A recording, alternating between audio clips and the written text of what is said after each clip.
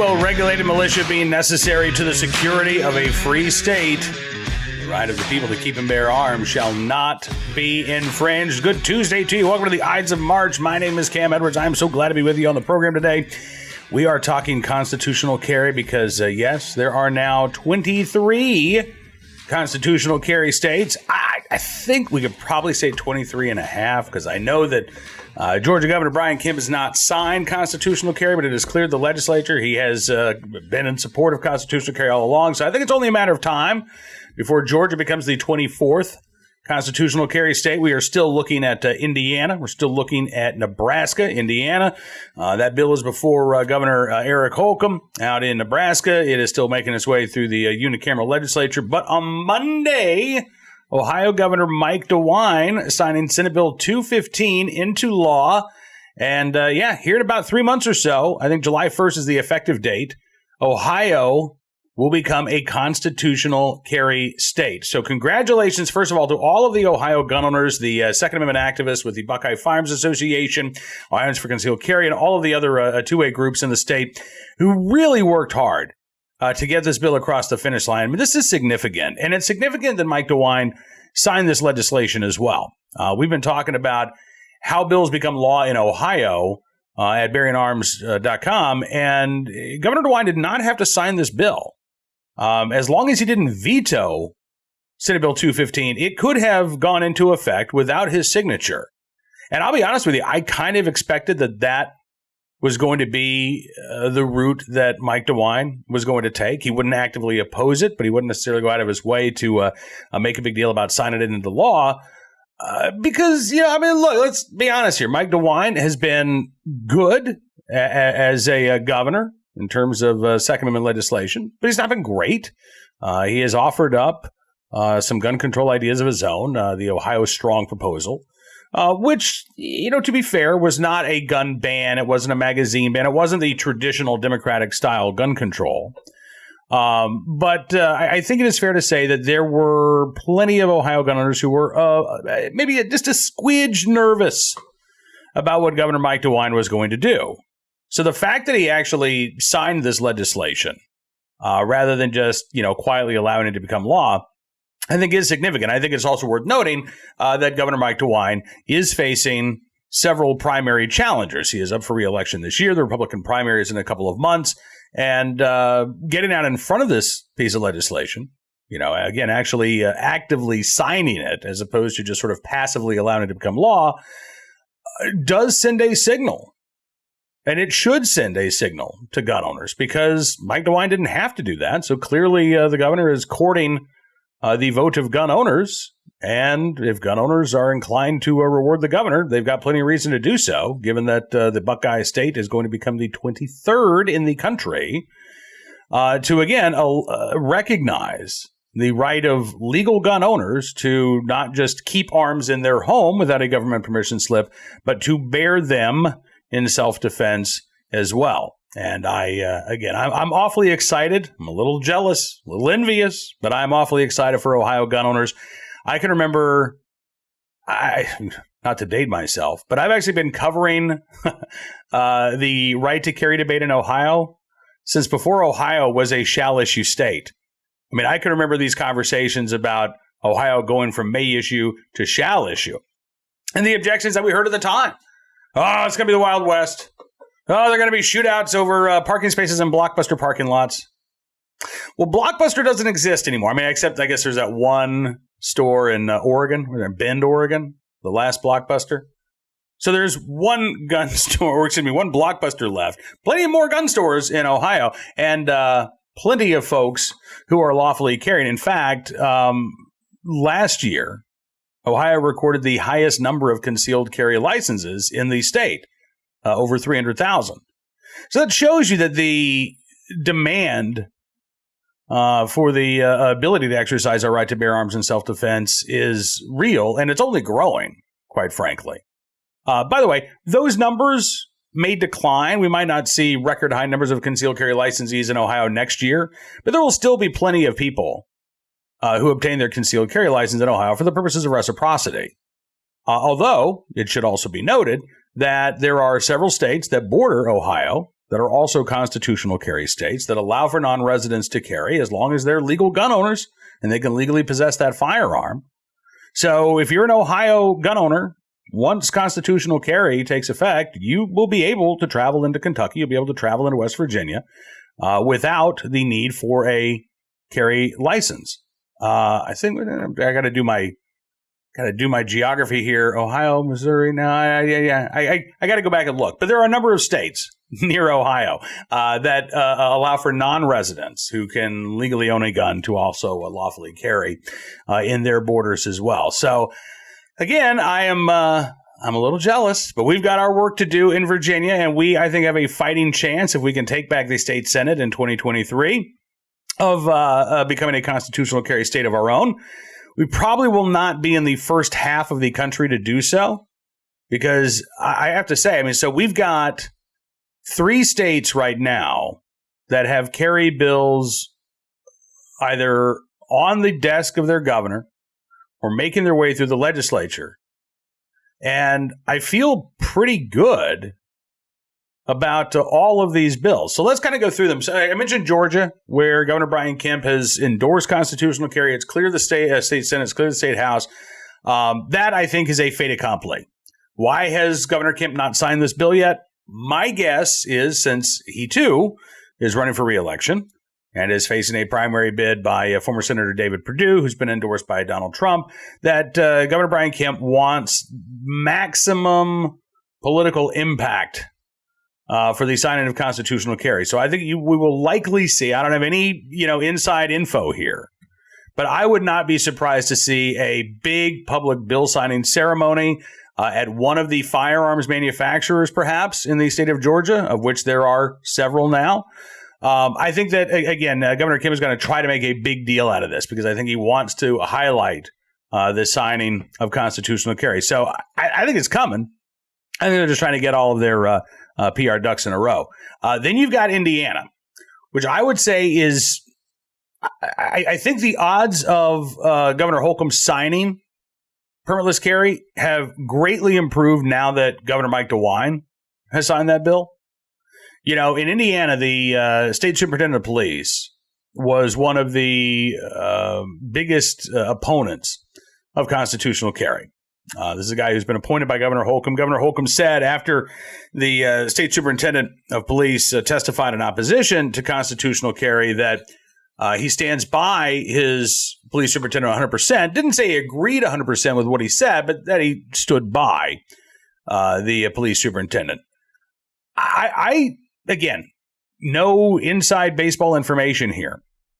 But if DeWine had vetoed constitutional carry, then I think that would have allowed Governor Holcomb to say, look, there are plenty of Second Amendment supporters who have grave concerns about this legislation. And just as Governor DeWine decided to take a pause, I'm going to do the same.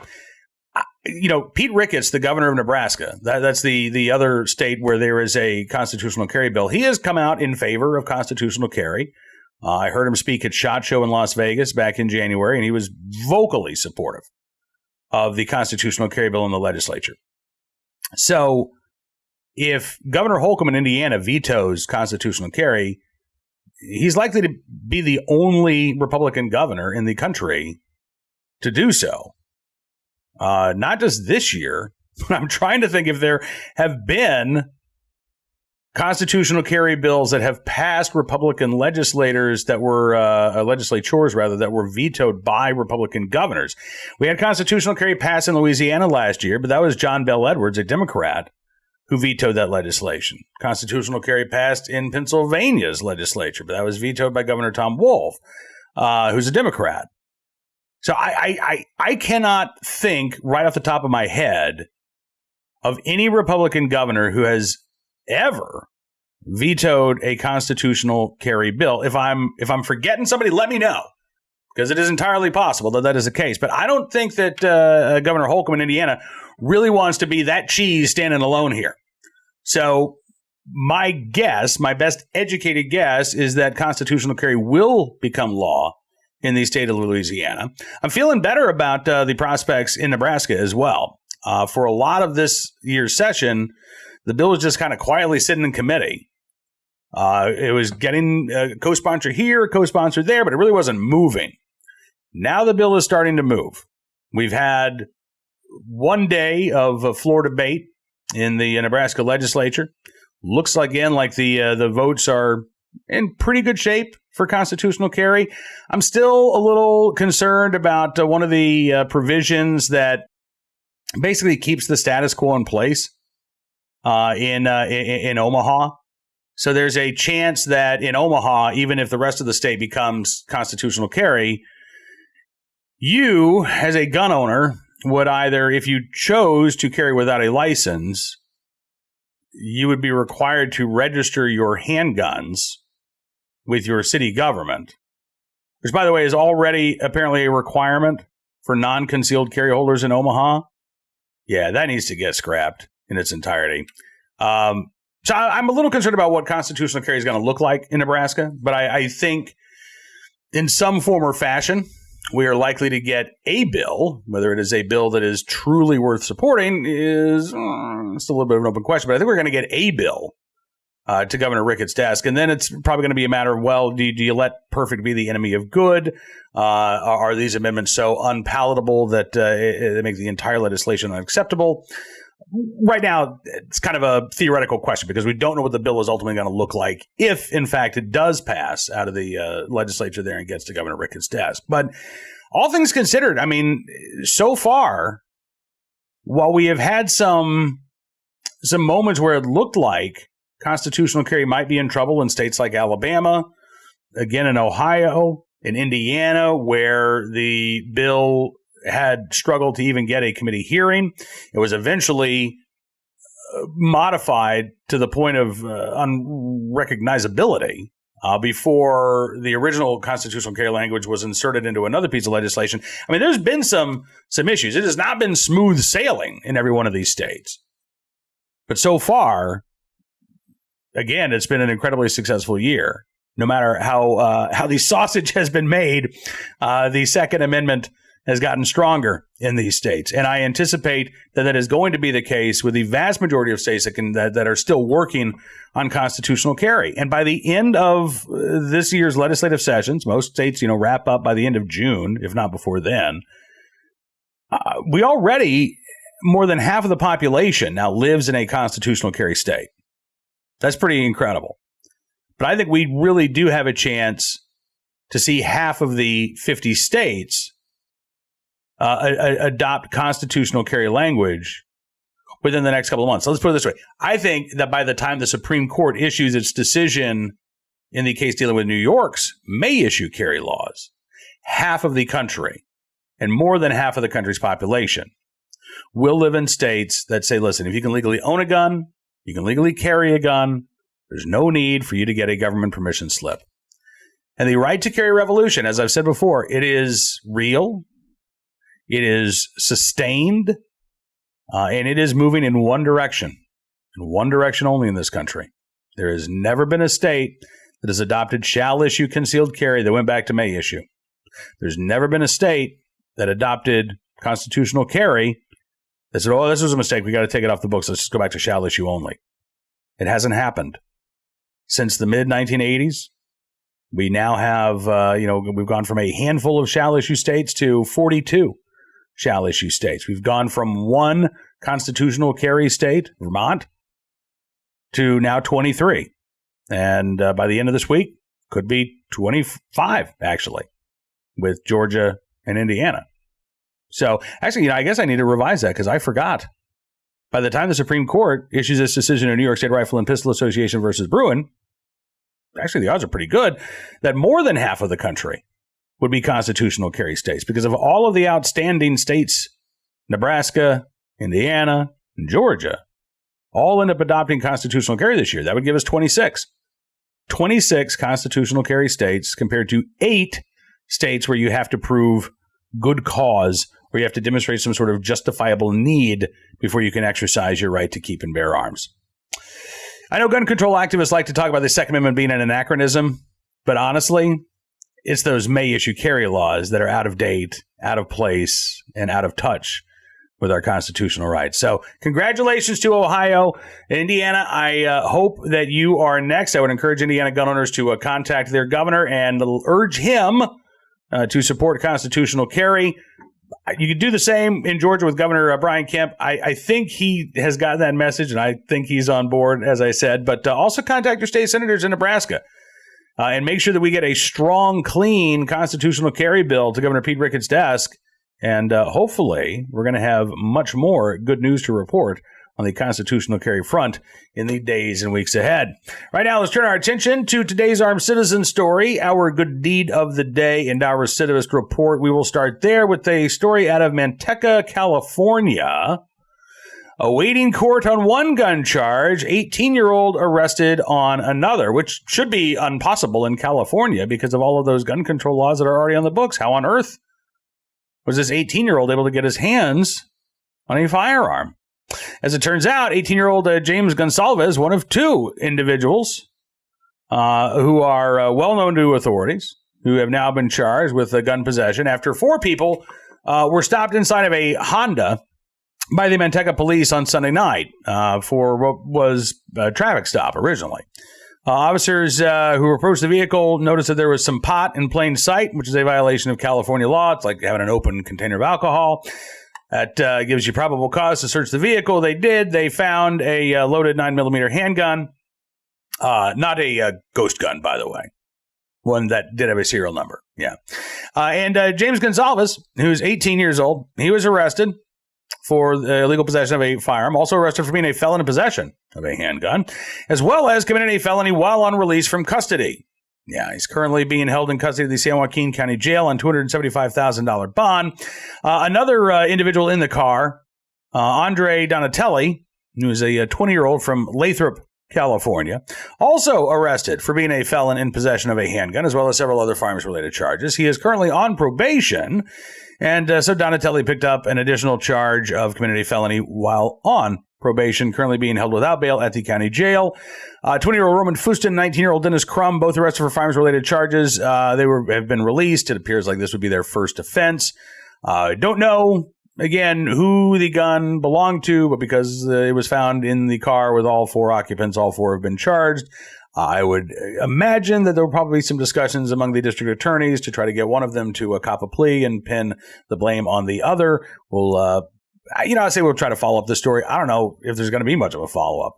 The Manteca police says that they are taking a illegally possessed gun off the street every other day this year. So it may be that this is the last news story we hear about James Gonsalves and Andre Donatelli. But again, already known to law enforcement, plenty of gun control laws on the books in California, and yet this 18-year-old and this 20-year-old, both of whom too young to legally acquire a handgun under state and federal law in California, arrested for being convicted felons in possession of a firearm. I don't know. Maybe, just maybe, the story is an indication that lawmakers in California should be focused on ensuring consequences for offenders as opposed to trying to criminalize the exercise of a constitutional right. But that's just me. All right. Today's Armed Citizen story from Minneapolis, where the district attorney in Hennepin County says there will be no charges for a woman in Minneapolis and her son in the fatal shooting of a suspected home invader. Now, this happened, I guess about a week and a half ago. And there's been a lot of questions about whether or not this mom would be facing charges. And most of the original reporting had focused on the woman, not her son. But the facts of the case are basically this. It was February 22nd. A 30-year-old man named Martin Lee Johnson was shot in a backyard of a home in Minneapolis. According to the Hennepin County Attorney's Office, and Minneapolis police, there is surveillance footage that shows Johnson hopping over a 6-foot backyard property fence, more like climbing over, I guess. He then tried to get into the home through a rear patio door, but apparently it was locked. So then he turned and he went into a detached garage through an outside door. Now, the mother and son who live in the home said that they initially thought that the guy had left their property after they saw him on camera. The mom said that she grabbed her handgun, legal gun owner, and then she asked her son who's 26, to grab her rifle in the basement in case the intruder had entered through one of the basement windows. The mom and son said that they then opened their patio door and they noticed that the garage door, the side door to the garage, was open. The homeowner then fired several, quote, warning shots into the air, which I don't advise doing. What goes up must come down, after all. And so when you're firing into the air, you don't know where that round is going to end up. You could verbally warn somebody, hey, I'm armed. Get off my property. I've called the police. They're on their way. You need to leave. But instead, she fired several warning shots in the air as she and her son did call out for the intruder to leave. He didn't. Johnson then apparently walked into the backyard, would not leave, and instead started walking towards the patio door where mom and son were, with his hands near his waist area. The mom fired off more shots, demanded again for him to leave, and he did not, which is when Johnson was shot. Police in the Hennepin County Medical Examiner's Office say it cannot be said with absolute certainty whether it was the mother whose son who fired the fatal shot, but they do say that the family members, quote, remained at the threshold of their patio door during the encounter. Son called 911. Officers soon responded. Johnson, who was unarmed, was pronounced dead at the scene. Police say the homeowner was cooperative, gave police the Ring camera footage. The Hennepin County Attorney's Office says it was unable to, quote, disprove valid self-defense beyond a reasonable doubt, adding that the family members gave Johnson ample warning as he was approaching them and that they did not have a duty to retreat since they were technically inside their home when the fatal shot was fired. Again, this is a tragic situation, but it does sound like the mother and her son were well within their rights to protect themselves and their property from somebody who did not belong there and who refused to leave, despite repeated warnings, despite knowing full well that the homeowners were armed because, again, they were firing off these warning shots. So it is, again, it's a sad situation. I can't imagine that the 53-year-old woman or her 26-year-old son are thrilled that they had to act in self-defense, although I am guessing that they are very appreciative that they will not be facing charges for doing so. So that, again, puts to rest, I believe, this particular defensive gun use. I know that there were, some folks in Minneapolis who really thought that the mom and son should have been facing charges, that they did something wrong here. But you have a right to protect yourself in your home. And it is not up to you to trust that the stranger trying to gain entry into your home does not have, horrible intentions. Right? You don't have to give them the benefit of the doubt that maybe he's just here to give me some cookies. No. Again, you do not have a duty to retreat if you fear like your life is in danger. And in Minneapolis, the Hennepin County Attorney says that they cannot disprove that this was not self-defense, which means that they cannot prove that the evidence does not show that the woman and her son committed a crime, unlike, unfortunately, Mr. Johnson. Now, today's good deed of the day. I got to give a shout out to Henry Repeating Arms. They have a charitable wing of their company. Anthony Imperato, who I have known for a number of years, is a great guy. And one of the things that Henry does is they've got this program called Guns for Great Causes. And so they will create custom rifles for children's hospitals, for veterans organizations, for other nonprofit groups, but also to raise money for kids who are suffering from cancer. And that's exactly what they did to help out this little girl. This is a picture of 4-year-old Mila Shavinius of Decatur, Indiana. Mila has kidney cancer. She has gone through several surgeries. She has gone through 42 weeks of chemo and radiation, which I know is tough on adults. I can only imagine how hard that is on a 4-year-old child. And Henry Repeating Arms made 55 custom rifles for Miss Mila's Miracle campaign. They sold all 55 of those rifles within 3 hours of announcing their release. Every rifle featured a colorful, childlike design unique to Mila's personality that was engraved and hand-painted on the buttstocks. they were able to raise more than $40,000 for the medical expenses for little Mila Chavinas of Decatur, Indiana.